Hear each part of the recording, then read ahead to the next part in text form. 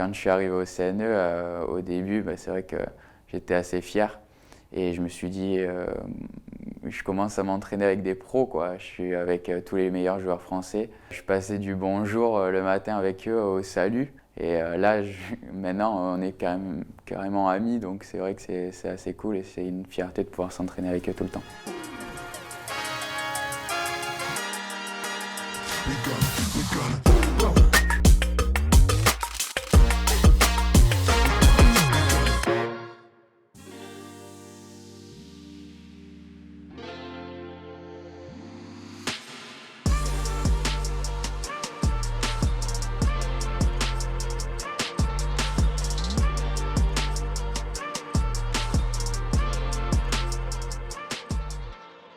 Arthur a commencé le tennis tout à fait par hasard.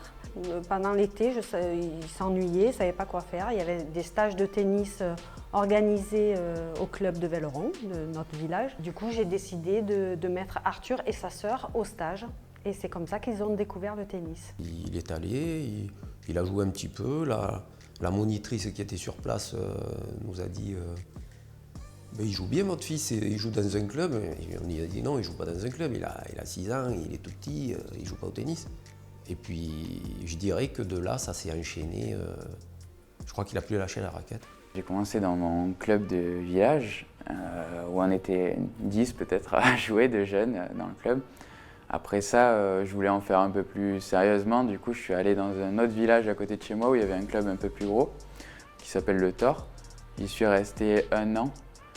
Et après, je suis allé dans une académie au Pontet, donc c'est proche d'Avignon, chez Alain Barrère qui m'a formé de 9 ans à 14 ans. Et après ça, je ressentais le besoin d'avoir plus un coach privé. Du coup, je suis parti à la Ligue de Provence avec mon coach perso, Jérémy Kaila, qui m'a entraîné jusqu'à 17 ans et demi. Et après, je suis venu au CNE.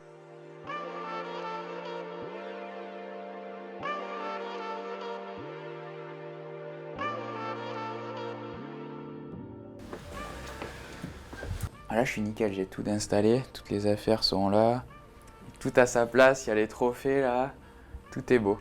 Le plus touchant pour moi, c'est celui-là, c'est le moins beau, mais c'est mon premier titre en pro. Mais après, celui-là, il est quand même assez rigolo parce qu'on fait finale en double à Wimbledon avec un ami à moi, alors qu'on n'a jamais gagné un match ensemble et sur gazon, il était catastrophique, mon partenaire. Et du coup, on ne s'attendait pas du tout à ça et on fait la finale.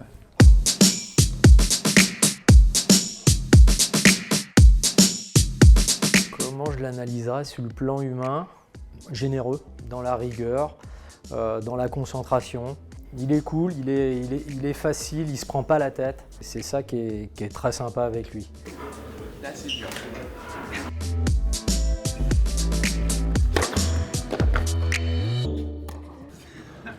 Il a une semaine très, très dure. On a fait des séances très très longues.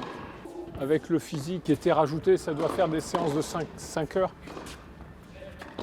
Il commence par 1 heure de physique, on fait 3 heures de tennis et il refait encore 1 heure de physique.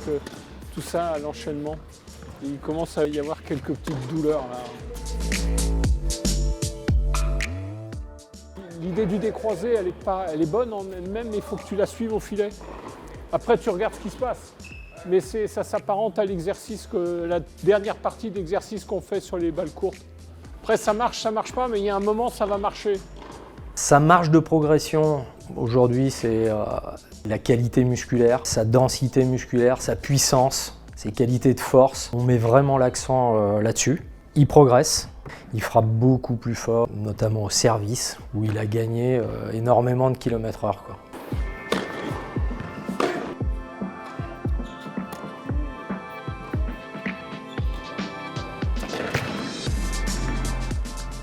Sa qualité de travail, ça a rejailli dans son tennis pour terminer l'année incroyablement, en nous bluffant, moi le premier, mais aussi Tariq et Jérôme qui l'accompagnaient sur cette dernière tournée de 4 tournois où je rappelle quand même, c'est assez là exceptionnel. perdu en finale d'un premier 25 000 et gagner les 3 suivants. Les challenges des parents, c'est d'amener son fils là où il veut aller. Aujourd'hui, notre plus gros challenge, ça a été de l'amener au plus haut niveau. Là, il y est. Maintenant, c'est à lui de finir le travail, à lui et la fédération qui nous épaule bien. Mon rêve dans le tennis, c'est de devenir numéro 1 mondial. Moi, personnellement, j'ai toujours voulu devenir numéro 1 mondial et ça ne bougera pas. Après, forcément, il y a gagner Roland, ça c'est la base. Mais arriver numéro 1 mondial, c'est quelque chose d'important que j'aimerais bien faire dans ma vie. Ouais.